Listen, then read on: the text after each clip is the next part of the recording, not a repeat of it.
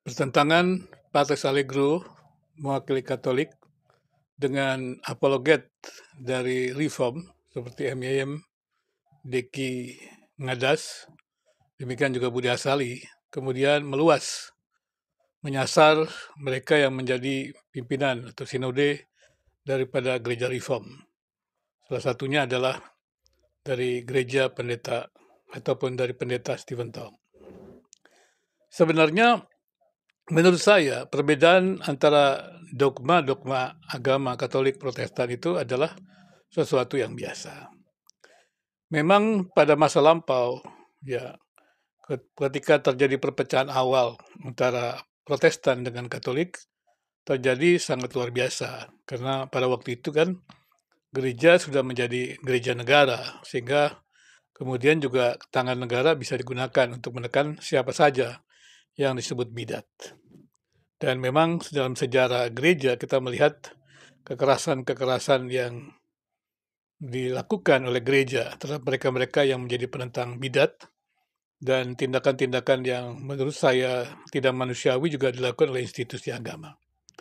Itulah sebabnya masyarakat sekuler yang tidak melihat bahwa agama itu dapat dibuktikan secara empiris tentang doktrin-doktrinnya, dogma-dogmanya, tidak memberikan ruang untuk hadir di ruang publik. Apalagi klaim-klaim absolut agama itu kemudian akan meminggirkan yang lain. Nah, kalau klaim-klaim absolut meminggirkan agama yang lain, ini kan berarti agama hanya tidak mendasari satu negara atau satu negara hanya didasarkan satu agama. Itu kan menjadi totalitarianisme. Dan kita sudah lihat negara-negara dengan totalitarianisme itu ya menimbulkan kekerasan yang sangat luar biasa. Dan tentunya ya masyarakat dewasa ini, masyarakat yang paham ilmu pengetahuan, tentu tidak ingin mengulangi hal tersebut. Apalagi dengan adanya hak-hak asasi manusia, di mana tidak bisa lagi kekuasaan negara, kekuasaan pemimpin-pemimpin agama bertindak sewenang-wenang, karena setiap individu itu sendiri adalah raja, artinya adalah setiap individu itu sendiri hadir di dunia ini karena Tuhan. Jadi tidak seorang pun yang bisa merampas hidupnya. Jadi hak hidup, hak melekat dalam manusia itu ada pada manusia, sehingga agama itu pun institusi negara tidak bisa merampas hak hidup itu pada setiap individu. Tapi itulah yang terjadi dalam negara-negara agama, negara-negara totalitarianisme yang menghadirkan wajah garang agama yang kemudian sekali lagi menganggap agama itu akhirnya tidak populer dalam ruang publik. Sehingga sekularisme memproklamasikan kematian agama. Tapi memang ternyata agama itu tidak mati, seperti juga tesis-tesis dari sekularisme. Ketika orang makin cerdas, orang tidak lagi memegang agama. Demikian juga kalau kita melihat di YouTube juga ada yang namanya logika mistik, ya, logika mistik, kemudian juga logika ilmu pengetahuan. Dan mereka juga menganggap bahwa sudah saatnya manusia zaman sekarang itu menggunakan logika ilmu pengetahuan, logika sains yang ada buktinya.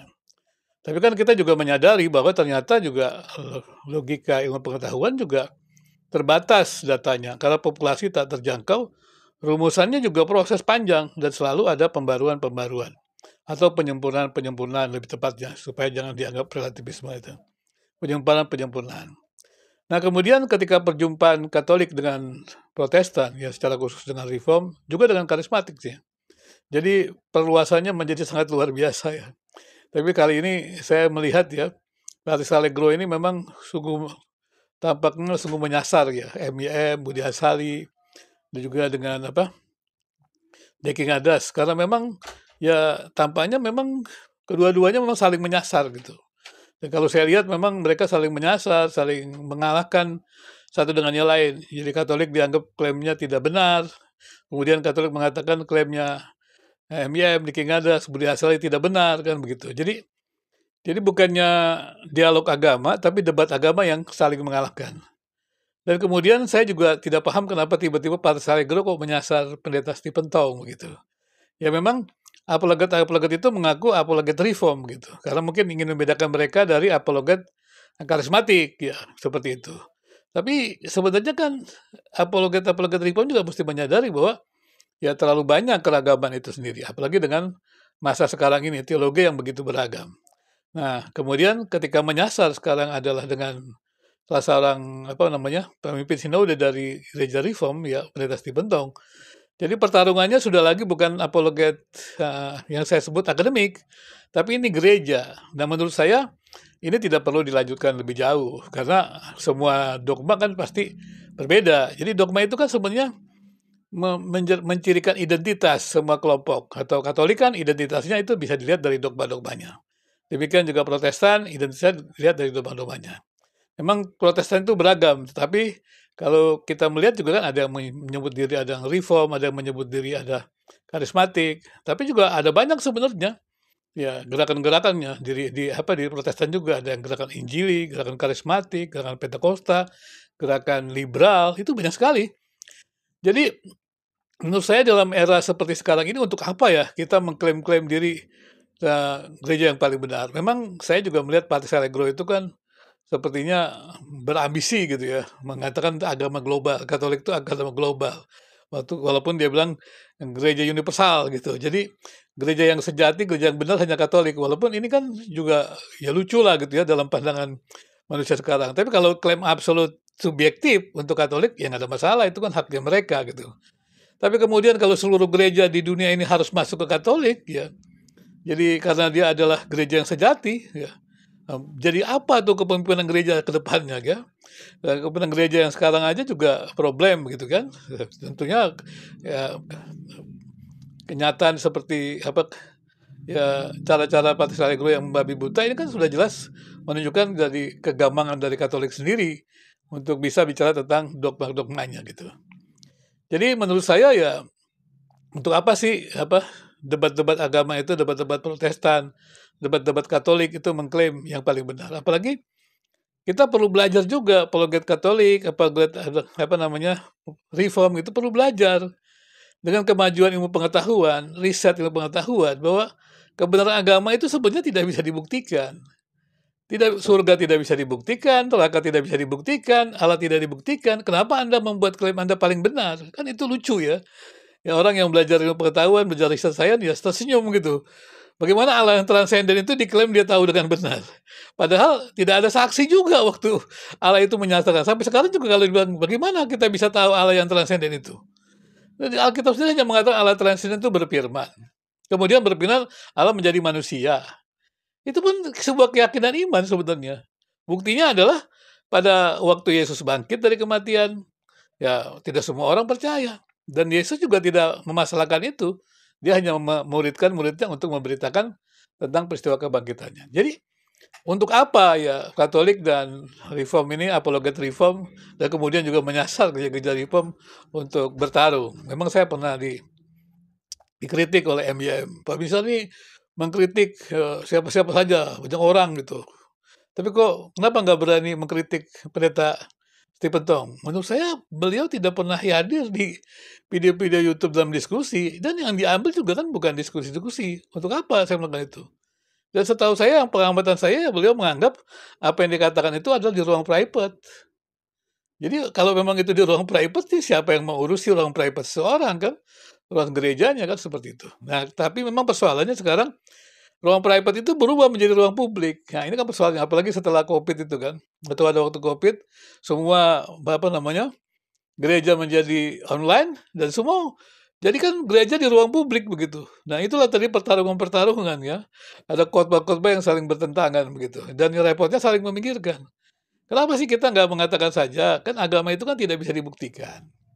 Agama itu kan hanya iman. Katakan saja saya beriman dengan ini. Sudah, nggak perlu harus kamu kata kamu tidak beriman salah, nggak bisa. Iman kan anugerah. Ya. Iman kan bukan diiman-imani, iman kan pemberian Tuhan. Jadi untuk Protestan dan Katolik ya, secara khusus juga apologet Reform ya, dan kemudian yang menyasar pada gereja Reform, ya menurut saya ya kalau selama itu merupakan dogma ya, absolut subjektif, ya nggak perlu dipertentangkan. Itu kan identitas dari Katolik, identitas dari Reform, ya sudah dipegang aja, nggak usah harus mengklaim diri paling benar. Karena kan kita sudah, semua orang tahu, orang-orang yang memahami sains, untuk apa ya mencari agama yang paling benar? Memang sekarang ini kan susah ya. Carilah agama yang paling benar, carilah gereja yang paling benar. Ini ada apa strategi marketingnya? Iya. Padahal dulu kan tidak begitu. Gereja itu adalah ya gereja-gereja apa dalam sebuah komunitas tertentu, gereja keluarga, komunitas, daerah. Tapi sekarang kan ribet ya, karena semua punya denominasi. Dan ketika saya teliti tentang gereja-gereja itu, ternyata yang persoalannya adalah bukan tidak bisa pakai gedung gereja, bukan bisa bisa beribadah dengan gereja, bukan. Persoalannya adalah penataan keuangan gereja. Nah, ini menjadi persoalan kan. Jadi masalah penataan keuangan gereja itu yang membuat gereja tidak bisa menggunakan gedung gereja secara berganti-gantian gitu. Saya juga nggak tahu kenapa seperti itu, kan sebenarnya bisa diskusikan gitu. Karena pengamatan saya di banyak ruko-ruko itu ada bisa 4, 5 gereja berbakti gitu. Meskipun dia tidak ada hubungan, hanya tempatnya saja gitu. Nah, kemudian kenapa ya mereka tidak membuat membuat sesuatu yang organisasi yang baik kalaupun sama gitu. Nah, ini persoalan-persoalan dari seperti itu. Tapi memang di situ kan masalah organisasi, masalah kepentingan itu terjadi. Jadi persoalannya bukan agamanya, institusi agamanya. Kalau sudah bicara institusi agama, kan bicara pribadi. Kalau sudah bicara pribadi, kan bicara tentang manusia terbatas.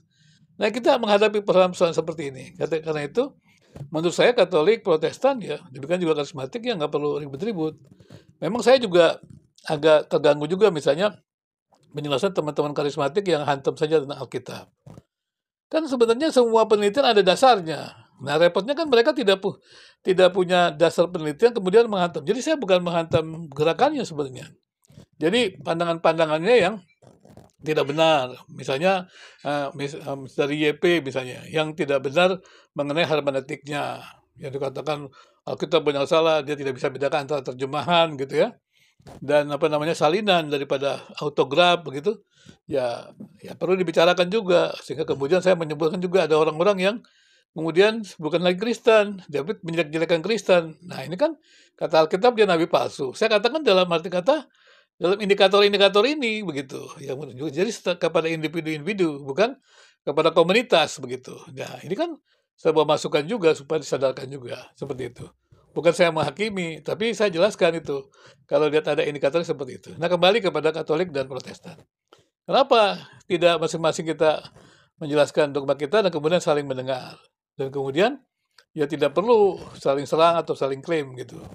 Ya, Rukun Beragama menyarankan kepada Patrice Abreglo, MIM, Budi Asali, dan juga Diki Ngadas. Demikian juga kepada teman-teman Reform yang sering menyerang juga ya. Dari Patrice Smith gitu. Patrice Smith yang paling serang. Terus juga video channel komentar itu kan juga banyak sekali yang merasa diri klaim mereka benar. Jadi klaim Katolik itu absolut, klaim Protestan Reform ini absolut, ya sudah mereka bertarung gitu. Tapi menurut saya sih tidak ada ya klaim absolut. Klaim itu hanya benar sebatas ada data-data atau argumentasi yang koheren gitu atau berkoresponden kepada klaim itu aja sebenarnya. Cukup di situ. Tapi kalau kemudian lebih luas lagi, ya itu tidak bisa lagi dia gitu atau mungkin diperbaiki begitu. Karena itu saya sebagai teolog akademik selalu mengatakan ya saya bukan teolog gereja begitu walaupun saya juga di gereja tapi teolog akademik yang kemudian memberikan pemikiran-pemikiran supaya gereja merespon zaman gitu dan juga menjawab persoalan-persoalan di masyarakat. Kira-kira demikian ya saya berharap Katolik dan apologet reform ya gereja reform bisa berdamai lah ya di ruang publik ini. Terima kasih.